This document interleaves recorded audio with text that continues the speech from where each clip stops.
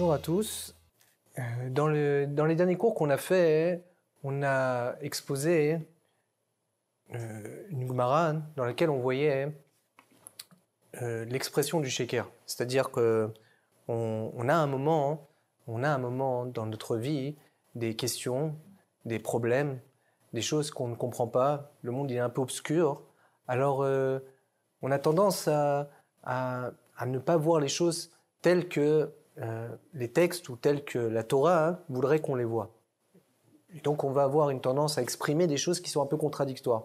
Comme on a vu à l'époque de Daniel, où il avait exprimé en réalité le sheker, c'est-à-dire il n'a pas dit l'attribut que Akadosh Baruch Hu il avait, qu'il était Akel Agadol Agibor Ve'anora, qu'il était grand Akadosh Baruch Hu, parce que en réalité la réalité qu'il avait devant lui était un peu problématique. C'est qu'on vivait en galoute. Alors comment, dans l'exil, on pouvait exprimer quelque chose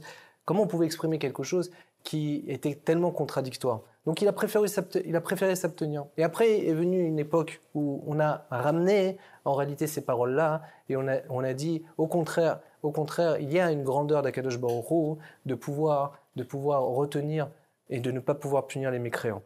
On a expliqué dans ces cours que en réalité, quelqu'un qui exprime en réalité ce qu'il ressent, c'est ça la possibilité qu'il a de grandir en réalité. C'est ça qui va en fait le hisser et qui va faire que demain il va pouvoir arriver à exprimer la réalité telle qu'elle est. Donc ça sert à rien en réalité de faire un jeu où on va faire semblant de comprendre un problème et pour en arriver à la solution.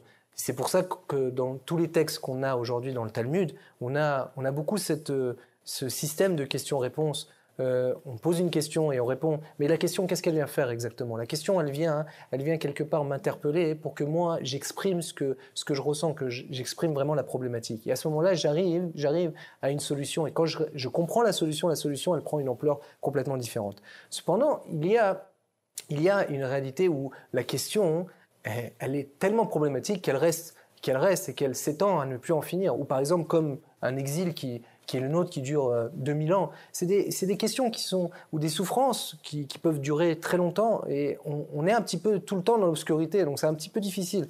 Comment on arrive à percevoir ça et comment on doit se comporter vis-à-vis de ça? Alors, pour essayer de comprendre un peu mieux, je vais vous rapporter ici une Gemara qu'il y a dans Masechet Menachot. En réalité, c'est une Gemara qui est écrite dans Baba Batra, Daf Tedvav, et elle se retrouve aussi dans Menachot, Daf Lamed.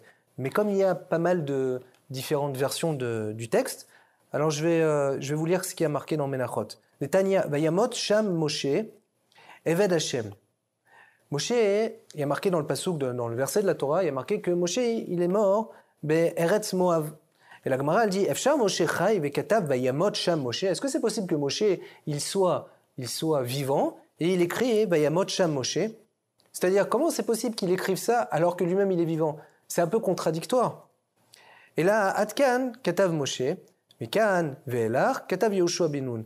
La Gemara propose une première réponse au nom de Rabbi Yehuda que la suite de la Torah a été écrite par Yehoshua ben Nun. La Gemara pose la question à Marlo Rabbi Shimon, Efshar Sefer Torah Chaser Otechad, est-ce que c'est possible qu'un Sefer Torah, il lui manque une seule lettre, Vektiv Lokar Sefer Torah Azeh, Vesamtem Oto Baaron, est-ce que c'est possible que Moshe Rabbeinu a dit, vous allez prendre ce Sefer Torah, et quand il a parlé de ce Sefer Torah, il a parlé dans son entité, et comment c'est possible que Moshe Rabbeinu, il ait parlé d'un Sefer Torah dans son entité, s'il manque même une lettre, c'est pas un Sefer Torah. Alors comment c'est possible de dire que Yehoshua, c'est lui qui a écrit cette portion-là? Et là, Atkan Akadosh Baruch Hu Omer, donc là, Rabbi Shimon, il dit, non, jusque là, Akadosh Baruch Hu Omer, ou Moshe Kotev. Akadosh Baruch Hu, il disait, Moshe, il écrivait, Ve'omer, et il répétait après lui. Mikan ve'elar, Akadosh Baruch Hu Omer, ou Moshe Kotev. À partir de là, Akadosh Baruch Hu, il dit, Moshe Kotev, Bedima, il écrit, mais il ne dit plus. Rashi, il dit, sur place, il dit, Moshe, il ne répète pas. Il écrit Bedima. Dima, c'est quoi? C'est une larme. C'est-à-dire, Rashi, il explique, il ne le dit plus, il écrit avec souffrance. Comment chez Nehemar, Le'alan, et ainsi de suite. Donc, ça, c'est le texte de Gemara. Il y a une question que le Baal Shem Tov, il pose. Il dit, je comprends pas cette Gemara. Qu'est-ce que la Gemara pose comme question et répond? Alors, nous, on a dit auparavant que quand on étudie un texte, il faut qu'on comprenne la question et la réponse. Alors qu'est-ce qui se passe ici? On ne comprend pas très bien. Il y a la Gemara qui dit, est-ce que c'est possible que Moshe il puisse écrire ça, être vivant et écrire Vayamot Moshe, et Moshe il est mort? Est-ce que c'est possible de dire ça? Et la Gemara répond, en réalité il l'a écrit Bedima. Mais qu'est-ce que ça veut dire? Alors le Baal Shem Tov il dit quelque chose d'impressionnant. Il dit qu'en fait la Torah, vous savez que la Torah elle a plusieurs facettes. En réalité la Torah elle a été écrite 2000 ans bien avant la création du monde, et la Torah que nous on a, c'est une des facettes telle qu'elle est écrite sous forme historique, mais en réalité il y a beaucoup de versions de la Torah et beaucoup de sodotes, de secrets qu'il y a dans la Torah jusqu'à manière infinie. Et en réalité, les lettres, si on les colle d'une certaine manière ou d'une autre, alors elles ont une autre forme. En réalité, qu'est-ce qu'il a dit à Kadosh Baruch Hu? Il a dit à Moshe Rabbeinu, tu vas l'écrire Bedima, et ça veut dire quoi? Tu vas l'écrire mélangé, tu vas écrire les lettres mélangées. C'est-à-dire que Moshe, il n'a pas écrit Yamot Moshe, il les a écrits dans un ordre un peu différent. Les lettres, elles étaient collées différemment. Alors je ne sais pas exactement quelle était cette phrase que Moshe a écrite, mais en tout cas, les lettres ont été écrites de manière différente, et à ce moment-là, Moshe n'a pas écrit Yamot Moshe, et c'est ça que ça veut dire Bedima. Alors quand vous réfléchissez, qu'est-ce que ça veut dire Bedima? Qu'est-ce que ça veut dire Bedima? Bedima, c'est une larme. Vous voyez que nous, on a la vision. Avec la vision, on voit clair. Avec l'œil, on voit clair. Maintenant, quand il y a une larme qui se pose sur l'œil, alors déjà la vision elle est troublée. Ça veut dire le fait que c'est troublé, c'est ça qui fait qu'on ne voit plus les choses claires.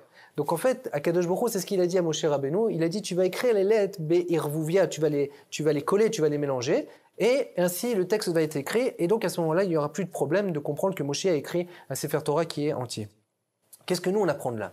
Qu'est-ce que ça veut dire? Qu'est-ce que ça veut dire le fait que les lettres soient mélangées? C'est-à-dire que pour pouvoir écrire la Torah, il faut savoir que l'entité de la Torah, les lettres, elles étaient mélangées. C'est ça l'entité de la Torah, ça qu'on apprend de là. Les lettres, elles étaient mélangées.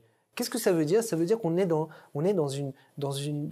un moment d'obscurité. C'est-à-dire qu'on ne voit pas les choses claires. Les choses, elles sont obscures. Et c'est comme ça que la Torah, elle a été écrite. Elle a été écrite sous forme où les lettres, elles étaient mélangées. Il y a une question qu'on pose, et à travers ce qu'on vient d'étudier, on va comprendre un peu mieux, on va comprendre un peu mieux cette question. Il y a la notion de nuit et la notion de jour. Laïla ve boker. La notion de nuit, la nuit, les choses, elles sont obscures. Et bizarrement, on voit que Yaakov Avinu, qui est le Semel, qui est le signe en réalité de la nuit, parce qu'on dit que la Tfilat Arvit correspond à Yaakov Avinu, chaque prière correspond à Abraham, Israël et Yaakov. Yaakov c'est la nuit, Yaakov c'est les rêves. Yaakov c'est les rêves. Yosef qui est la suite de Yaakov, c'est les rêves. Dans la nuit on fait des rêves. Yosef il se voit qu'il va être Meller, il voit des grandes choses. Mais la nuit, paradoxalement, c'est aussi le moment où on a peur. C'est un moment terrible, on a peur, on voit rien, on ne sait pas exactement où on va, on a très peur. Alors comment comprendre ces deux notions qui sont contradictoires? Alors en réalité, c'est ça tout le principe de la nuit. La nuit, en réalité, les choses, elles sont cachées, on ne les voit pas. Erev, vaïe erev, vaïe boker, le mot erev, c'est la shon, c'est un langage qui veut dire que les choses sont mélangées. C'est pour ça qu'on dit un irouv. Irouv, ça mélange les choses. Le boker, les choses, elles sont claires. Les choses, elles sont limpides. On distingue les arbres, le ciel, les montagnes, les nuages. Tout est clair. La nuit, on ne voit pas les choses claires. Qu'est-ce qui se passe la nuit? La nuit, il n'y a plus de limites. Il n'y a plus de limites. Quand il n'y a plus de limites, on peut commencer à rêver.